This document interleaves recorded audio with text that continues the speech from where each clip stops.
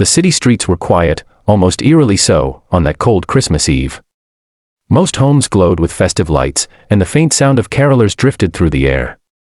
Yet, in the shadows of a narrow alley, the world felt far from the warmth and cheer of the season. James Miller, a single dad and CEO of one of the most successful tech companies in the country, had just finished a long day of meetings. Normally, he loved this time of year, but this Christmas felt emptier than ever. His daughter, Emily, was spending the holiday with her mother, and the penthouse apartment he usually decorated with care now felt hollow, silent, and lonely. As he drove through the city streets, the cold air pressed against his car windows, and the soft glow of streetlights reflected off the slick pavement. He was lost in thought about quarterly reports, investor meetings, and the endless responsibilities that came with his position. Life had taught him to focus on efficiency, logic, and control. Yet tonight, something tugged at his heart, an unexplainable feeling that made him slow his car. It was then that he noticed her. At first, it looked like nothing more than a pile of discarded cardboard and rags. But as he slowed down and squinted through the frost-covered windshield, he realized it was a small, shivering figure. A little girl, no older than 7 or 8, lay curled up, trying to shield herself from the bitter wind. Her tiny body was barely covered with a threadbare blanket, and bits of trash were scattered around her. James felt his chest tighten. He had read about homelessness, he had seen the statistics, and yet seeing it in real life, seeing a child like this, hit differently.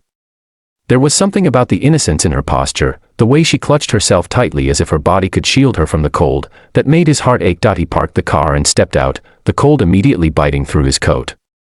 "Hey," he called softly, unsure if he should startle her awake. "Are you okay?" The girl stirred but didn't open her eyes. Her small hands peeked out from the blanket, shaking uncontrollably.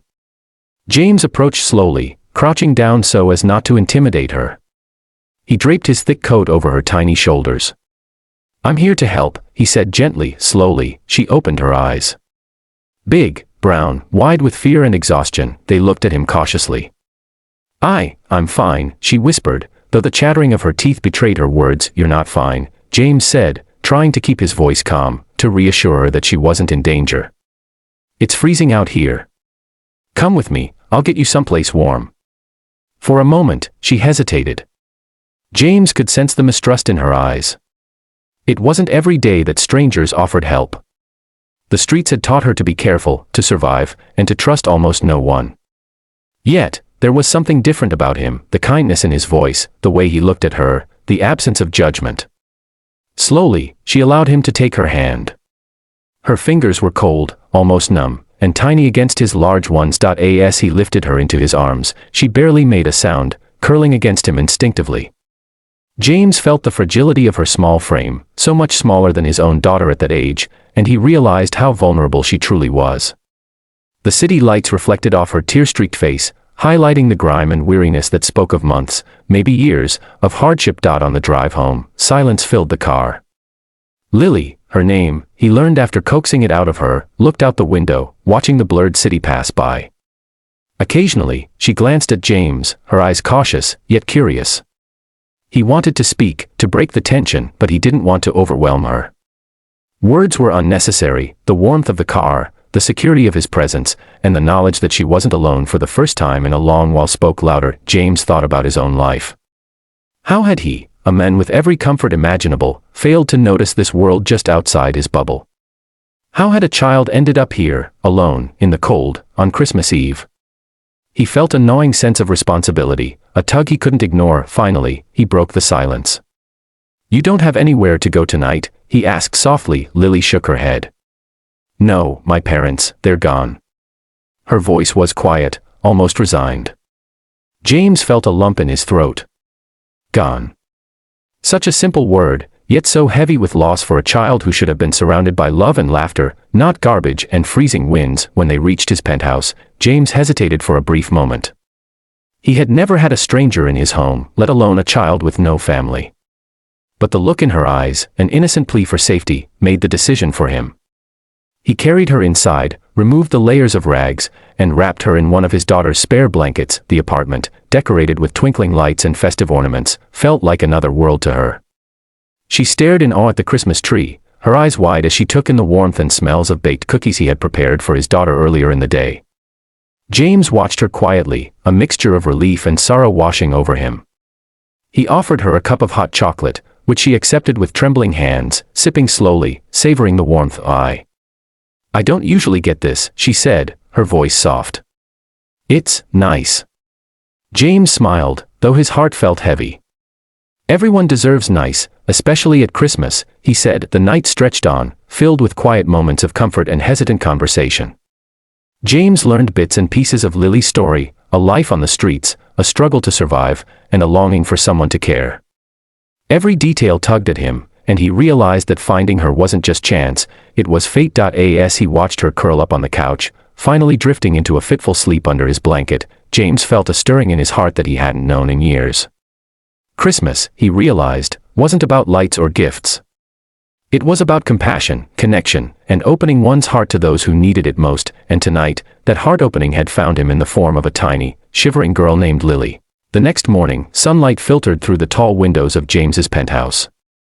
Lily stirred, slowly opening her eyes and blinking at the unfamiliar surroundings. The Christmas tree sparkled in the corner, ornaments catching the morning light, and the faint smell of fresh pastries and coffee filled the room. For a moment, she just lay there, unsure whether to move or stay curled in the blanket. The world outside had been harsh, unkind, and unpredictable. And yet, here she was, warm, safe, and, almost afraid it was a dream. James entered quietly, carrying a tray with scrambled eggs, toast, and a steaming cup of cocoa. "Morning," he said gently. "I hope you're hungry." Lily hesitated before taking a small bite. The taste of food that wasn't cold or stale, eaten standing on a corner or from a paper bag, made her eyes widen. For a child who had survived on scraps and discarded meals, this was a small miracle. Over breakfast, James tried to learn more about her. He asked about her favorite things, her school, if she had friends. Lily answered in short, hesitant bursts, revealing only what she felt safe sharing. She had been on the streets for months after losing her parents in a tragic accident, moving from shelter to shelter, alley to alley, learning to survive by her wits. "You've been through so much," James said softly, reaching across the table to gently touch her hand. She flinched at first, but didn't pull away. "You shouldn't have had to face any of that alone." Lily looked down, fiddling with the edge of her blanket. I didn't really have a choice," she admitted, her voice barely above a whisper. You can't really survive on kindness alone, can you?" James felt a pang in his chest. She had seen too much of the world's cruelty to trust easily. But he knew that tonight, that moment, was the start of something different. He had found her when no one else had, and now he had a chance to show her that life could also be gentle, protective, and full of hope. The following days passed in a blur of care, attention, and cautious trust-building. James arranged for her medical checkup first, ensuring that Lily was healthy and strong. He bought her proper clothes, warm jackets, boots, and cozy pajamas, things she had never owned. But more importantly, he gave her space to feel safe. At night, he would sit by her side as she fell asleep, reading aloud from children's stories, letting her hear the sound of a calm, steady voice instead of the wind whistling through a dark alley. Sometimes, he would watch her sleep and marvel at the resilience of such a small person who had endured so much, yet still clung to hope. One afternoon, James took her to a nearby park. Snow had started to fall gently, blanketing the city in a soft, sparkling white. Lily's eyes lit up with wonder as she reached out to catch flakes on her tongue, laughed as they melted, and spun around in the snow. For the first time in months, maybe years, she was just a child again, carefree, joyous, and safe. Watching her, James felt a warmth in his heart he hadn't known in years. The office, the meetings, the responsibilities, all of it suddenly seemed secondary. Life, he realized, wasn't just about success or wealth. It was about these moments, the small joys, the shared smiles, the sense of family. By Christmas Day, Lily had fully settled into the penthouse. James had decorated her little corner of the living room with toys, blankets, and her own small tree, complete with tiny ornaments she had picked out herself. They exchanged gifts, not lavish, but meaningful. Lily had made James a crumpled drawing of a man and a little girl under a Christmas tree, holding hands. "It's for you," she said softly, her voice full of pride and shyness. James looked at it and felt tears prick his eyes. It was imperfect, messy even, but beautiful in its honesty. In that moment, he understood something profound. Lily hadn't just come into his life to be saved. She had come to remind him what truly mattered. In the following weeks, James enrolled her in a school nearby and arranged for a therapist to help her process her trauma.